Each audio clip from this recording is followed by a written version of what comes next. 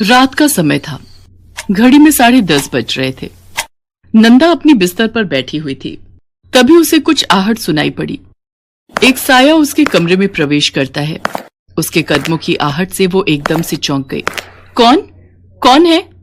उसकी बातों को सुनकर अंदर आए शख्स ने बच्चे की तरह बोलते हुए कहा, अले, तुम हमको नहीं पहचानती?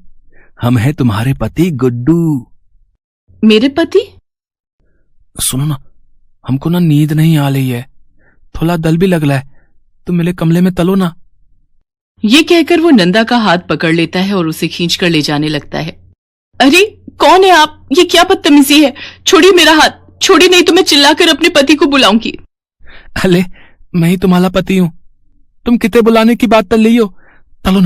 तलो ना मेरे कमरे में। शादी के बाद तो पत्नी पति के कमरे में रहती है ना, पर तुम तो कभी मेरे कमरे में आई नहीं। ये कहकर गुड्डू फिर से नंदा का हाथ पकड़ता है। इस बार नंदा को गुस्सा आ जाता है और वो गुड्डू को जोर का थप्पड़ मार देती है। आपको बात समझ में नहीं आती है? अरे मैं अंधी हूं तो क्या हुआ, कोई मेरा फायदा नहीं उठा सकता। नंदा के थप्पड़ की मार से गुड्डू किसी छोटे बच्चे की तरह जोर जोर से रोने लगता है। मार दिया, मुझे मार दिया, मेरी पत्नी ने मुझे मार दिया। गुड्डू के रोने की आवाज सुनकर घर की नौकरानी पुष्पा दौड़ी हुई नंदा के कमरे में आती है। अरे क्या हुआ गुड्डू बाबा, आप क्यों रो रहे हैं? गुड्डू ने पुष्पा की बात का कोई जवाब नहीं दिया और वो उसी तरह जोर जोर से रोता रहा। उसे इस तरह रोता देखकर पुष्पा ने नंदा से पूछा, क्या हुआ बहू रानी, गुड्डू बाबा क्यों रो रहे हैं? आप दोनों में किसी बात को लेकर झगड़ा हुआ क्या?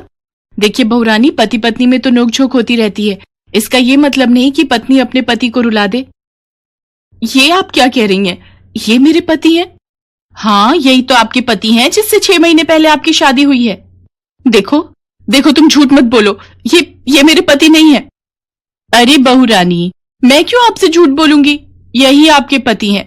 नहीं, मैं नहीं मानती, ये मेरे पति नहीं है। भगवान ने मेरी आंखें छीन ली है तो क्या हुआ, मन की आंखों से मैं सब कुछ देख सकती हूँ। ये मेरे पति नहीं है। ठीक है बहू रानी, आप मेरी बात मत मानिए, अपने पति की बात भी मत मानिए, लेकिन अपने सास ससुर की बात तो मानेंगी ना आप। 1 सप्ताह बाद जब वो शादी से लौट कर आएंगे तब उनसे ही पूछ लीजिएगा कि सच्चाई क्या है। नंदा के साथ ये क्या हो रहा था? वो किसे अपना पति कह रही थी और ये गुड्डू कौन है जो कह रहा है कि वो उसका पति है? इस बात को जानने के लिए कुछ महीने पहले जाना पड़ेगा। नंदा बहुत ही गरीब घर की अंधी लड़की थी। नंदा के पिता गोपी एक मामूली मजदूर थे और उसकी माँ विमला दूसरों के घर पर झाड़ू पोछे का काम करती थी। एक तो गरीबी की मार, ऊपर से घर में जवान अंधी लड़की। गोपी और विमला इसी चिंता में घुले जा रहे थे। पता नहीं कौन सी किस्मत लिखवा कर आई है नंदा। अरे क्या हो गया भगवान, तेरा मुंह क्यों लटका हुआ है? अब किस्मत फूटी हो तो मुंह तो लटका ही रहेगा ना। तेरी यही बात मुझे समझ नहीं आती। अरे जो कहना है सीधा सीधा कहना। अपने पति की बात पर विमला ने उदासी भरी दृष्टि से गोपी की ओर देखा और कहा, वहां भी बात नहीं बनी जी, उन लोगों ने भी नंदा से शादी के लिए मना कर दिया। ठीक ही तो है, मुझे तो वो बिल्कुल पसंद नहीं था। अरे हमारी नंदा 21 साल की है और वो 50 का था।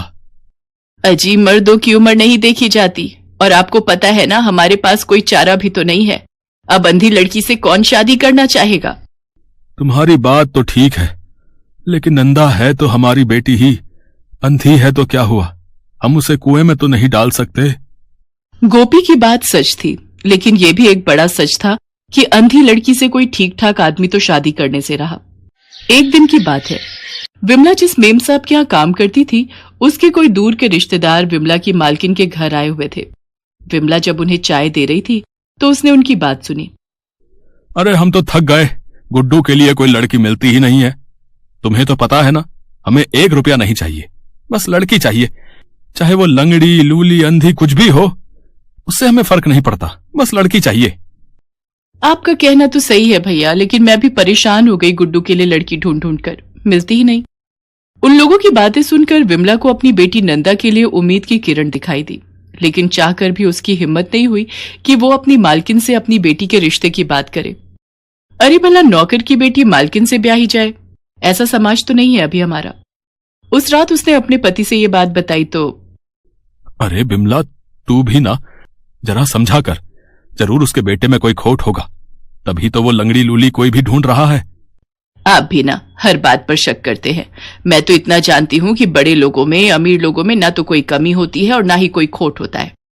तो तू क्या चाहती है? मैं कल मालकिन से खुलकर बोल दूंगी कि उनके जो भाई बाहर से आए हैं और अपने बेटी के लिए लड़की तलाश रहे हैं, तो नंदा को एक बार देख लें।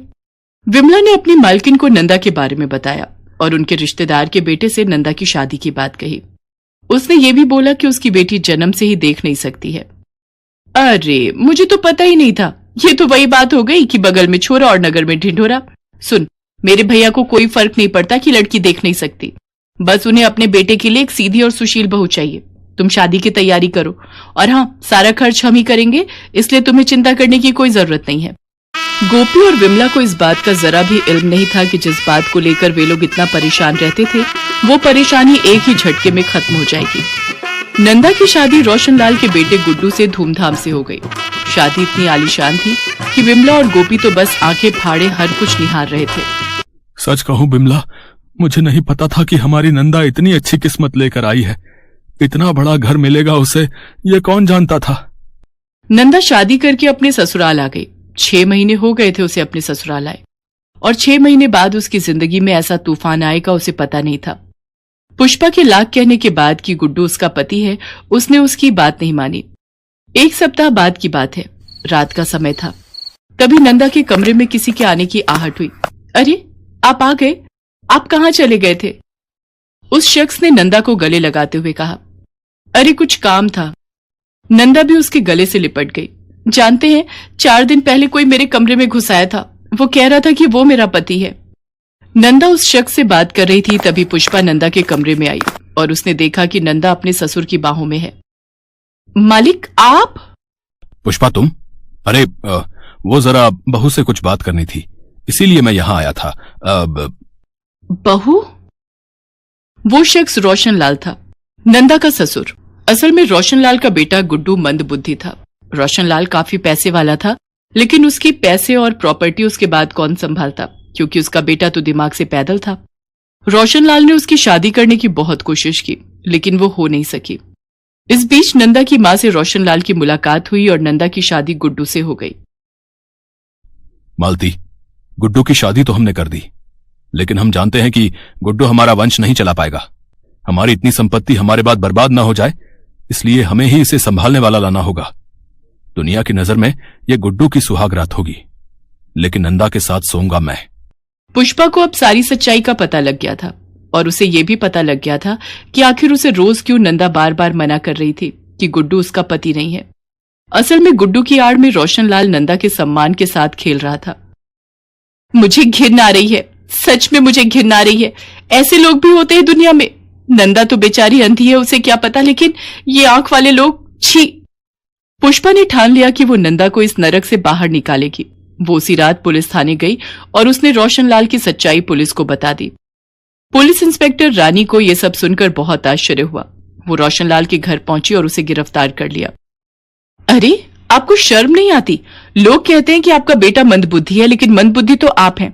आपने एक अंधी लड़की के सम्मान को हर दिन अपने पैरों तले कुचला, वो भी इसलिए क्योंकि आपको अपनी प्रॉपर्टी का कोई वारिस चाहिए था। आप जैसे लोग समाज में रहने के लायक ही नहीं हैं। रोशनलाल को जेल ले जाया गया, उस पर मुकदमा चल रहा है। लेकिन इन सब के बीच नंदा के मन में सिर्फ यही सवाल हमेशा घूमता रहता है कि ये सब उसके साथ क्यों हुआ, लेकिन उन सवालों का जवाब किसी के पास नहीं है।